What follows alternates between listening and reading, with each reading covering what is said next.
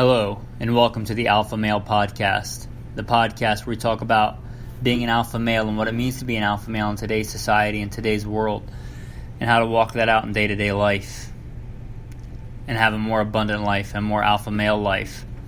As always, I am your host, Michael Melito. First and foremost, I am a Christian. That's first and foremost in my life, and that comes out in everything that I do, and this podcast is no different. Also, a little bit about me. I grew up on the East Coast in the South, hunting and fishing. Joined the Marine Corps at 17, did a couple combat tours in the infantry in the Middle East.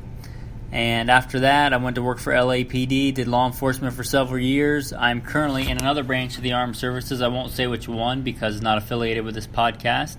And day to day, I guess you would say I'm on a tactical response team. The best way to put it, I won't say exactly what I do because it's not affiliated with this podcast, but to do with small unit tactics and firearms and keeping people safe, keeping the world a safer place, I guess, in a nutshell. So that's a little bit about me. On to today's topic. Today's topic is going to be entitled, "The Boots Don't Make the Man." Now, I've heard this quote before, and I looked it up. I tried to Google it to see who and give credit to who it first said it, but I can't find anything on it. So if you know, please leave it in the comments. That'd be greatly appreciated. But the boots don't make the man. You're so much more. And the reason I thought of this topic, so not to call anybody out because you don't know any of these guys, but I'm in charge of a team of men. And they get so wrapped around the axle on gear and this thing and that thing and this belt and that belt and this gun and that gun and this thing and that thing and this accessory and that accessory and really just minutia of stuff. And I thought it translated well into everybody's life in being an alpha male. And I was that way too. Praise God, I'm a little bit older and a little bit wiser now, but Just a little example. So we were doing some undercover work earlier this week, and I don't own a pair of jeans. Well, I didn't until earlier this week because I don't really particularly like jeans, and I just wear other kinds of pants that are more functional. But I was told to work undercover, most people wear jeans, so I should go get a pair of jeans.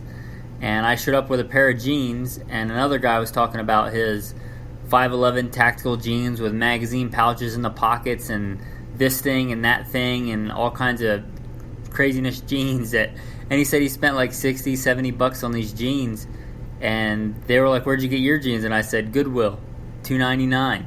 I mean, they're a pair of jeans. I washed them.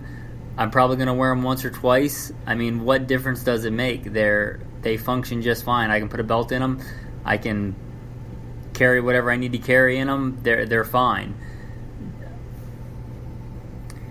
When I'm a professional firearms instructor, and that's part of my job as well, and whenever I go shooting with the guys, I make it a point to just take an out-of-the-box Glock 17. If you don't know anything about guns, that's kind of like the most common gun, very simple, no frills, and I shoot it, and I shoot the crap out of it, and I'm very blessed to be a good shooter, and I shoot it very well. But I bring and it's not even the gun that I shoot the best, but I usually bring that one just so people know that it's not the gun, it's the shooter. 99% of the ability is the shooter, not the gun. Now I'm not saying there's not a place for doing different things and getting a little bit better of an edge with equipment, but what I'm saying is that doesn't define who you are. The kind of car you drive doesn't define you as a man. The kind of gun you shoot doesn't define you as a shooter. The kind of jeans that you wear doesn't define you as a man. And the kind of boots that you wear don't define who you are. They don't define how much of a man you are. There's two types of men that I'm aware of, and the kind of man that wears boots to work every day and the kind of man that wears dress shoes to work every day is the biggest two categories. And you can be an equally important, equally alpha male in either one of those categories.